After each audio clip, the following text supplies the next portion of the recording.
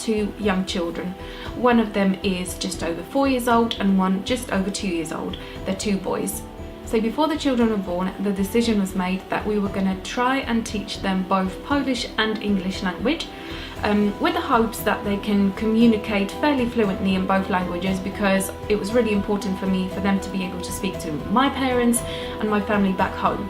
I never aspired for them to be fluent writers or readers in Polish, but just the communicating part of it was quite important to me. So when my first son was born, I decided to take the approach of one situation, one language.